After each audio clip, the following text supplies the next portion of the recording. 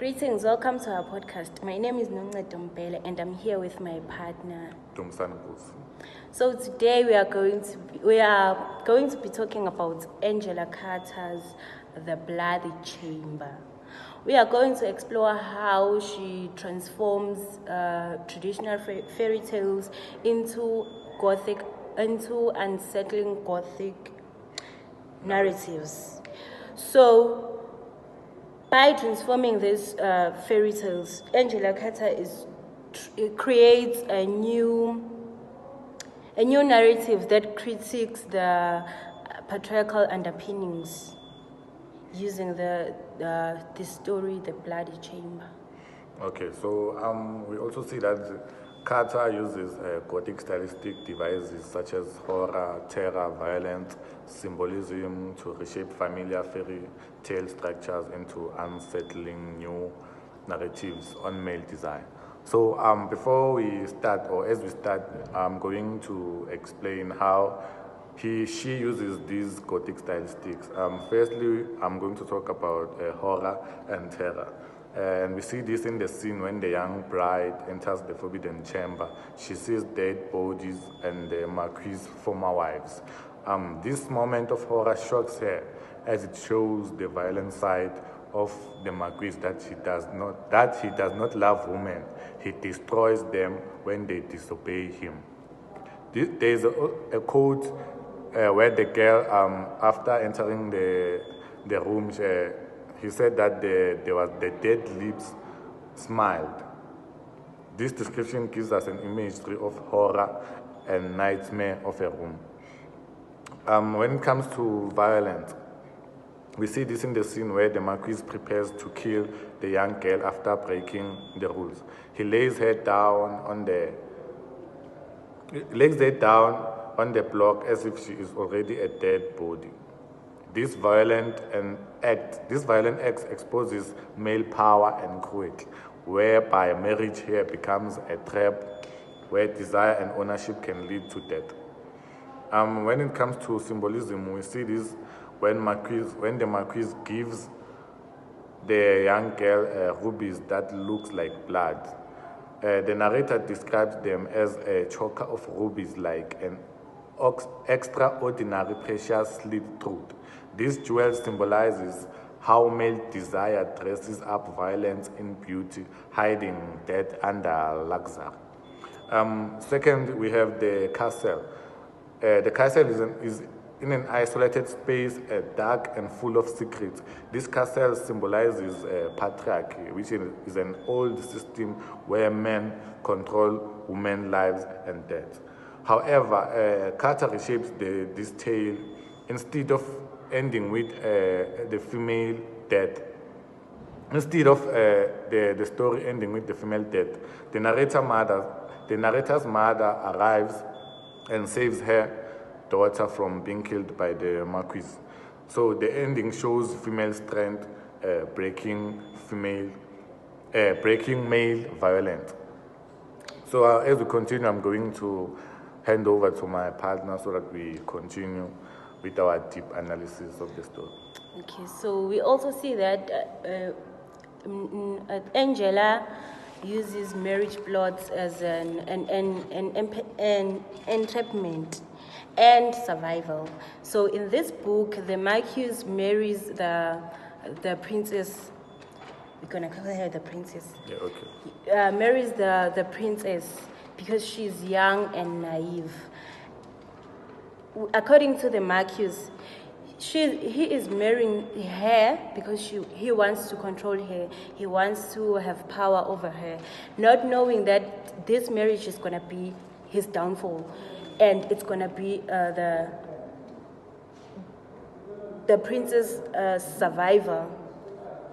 So with Angela Carter doing this, she is giving the protagonist power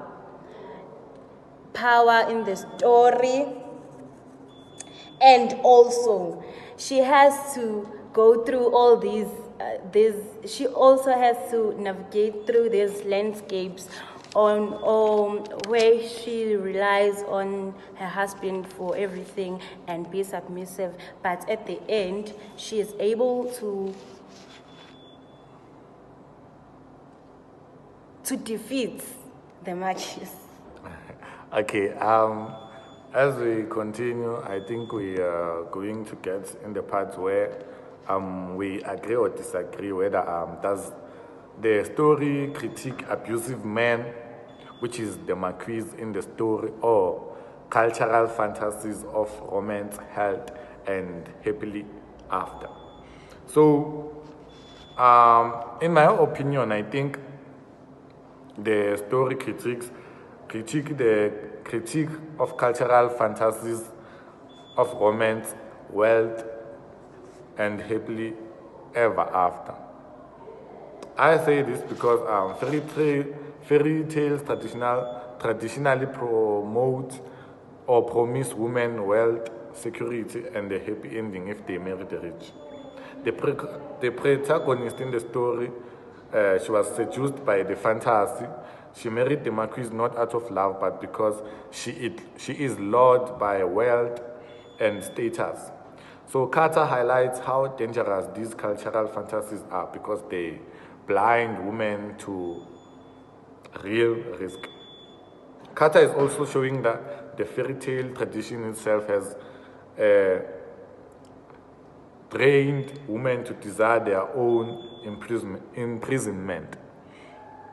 So I think the real critique is not just the Marquis or abusive men, but the entire cultural myth of romance and happily ever after that normalizes women's submission. So I'm going to hand over to you to tell me whether you think the story critiques abusive men or the fairy tale. Okay, so I'm gonna focus more on the fairy tale parts. So with the story, Angela Carter disrupts the traditional fairy tale ending of the happily ever after because she does not take us through the happily ever after tale, but she shows us the reality of that, the darker reality of the fairy tale, and that the protagonist undergo a violent awakening. It makes her to be aware of what is really happening. It is not just the jewels that the Marquis buys her, but it's deeper than that and it's darker than that. The true nature of their relationship is not based on the happily ever after term, but it is a dark reality. Okay, so I think we both agree that the story doesn't only critiques the abusive men, but it critiques the fairy tales, especially the part of the happy ending. So I'm going to provide practical examples or real-world examples of the story of the Marquis, or that relates to the story of the Marquis and the young girl. So in South Africa, there's a well-known celebrity known as Mampintsha, who was in a relationship with Babes Wotumo. So at first, just like the young girl, Babes Wotumo was really struggling to get into the music industry, but then Mampintsha used his status because he was in the industry for a long time. So he used his status and wealth to lure Babes Wotumo, who ended up marrying Mampintsha because she knew that once she marries Mampintsha, she was going to break through in the music industry. Just like the young girl in the story, she knew that when she marries the Marquis, she was going to live a wealthy life. So after Mampintsha and Babes Wotumo got married, Mampintsha started to physically abuse Babes Wotumo. There were many videos circulating around the internet where Babes Wotumo was crying. He was even denying her to go to some certain of the gigs. So, yeah, I think Mampintsha and Babes Wotumo are a real-world example of women being promised a happy ending, while it doesn't really end in a happy ending, just like in the story of the Marquise and the young girl. Yeah, I think I'm going to hand over to you to carry on with the discussion. Okay, so in the book we also find that Angela Carter uses monsters and beasts as both dangerous and erotic possibilities. So in that case, we find the monsters and the beast in the stories like the Tiger's Bride and the Elk King. These figures embody both danger and erotic possibility, highlighting the complex and often contradictory nature of human desire. Because in the story, the Elk King uses his power. He uses his powers to lure women and control them, and also kill them. Okay. I think because of time, we are going to end here today.